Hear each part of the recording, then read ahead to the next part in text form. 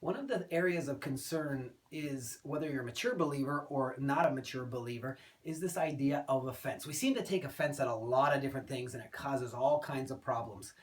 In the New Testament Greek, the word is scandalon. In scandalon, we get the English word scandalous, but more importantly, it's that area, it's the bait that goes in a trap. We would use today peanut butter or a piece of cheese, but the idea is to draw something out so we can trap it. And the enemy knows that very clear, and he uses offense to trap believer and unbeliever alike.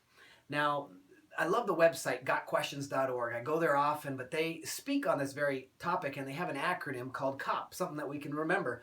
The C represents cover. So when I'm going through an area of offense, I can remember C, cover.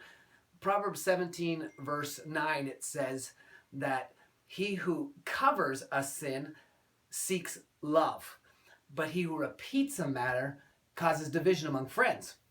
The idea, of course, is look, there's some things that just love overrules. Is this really important, or am I going to love that person well by choosing to love them, not to allow this thing to fester inside of me?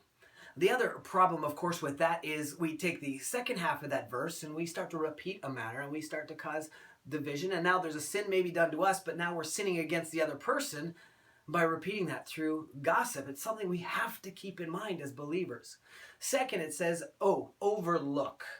Proverbs 29, verse 11, one of my favorite proverbs. It's a man's glory to overlook an offense. There's all kinds of things that to some person might be good, to you might be different.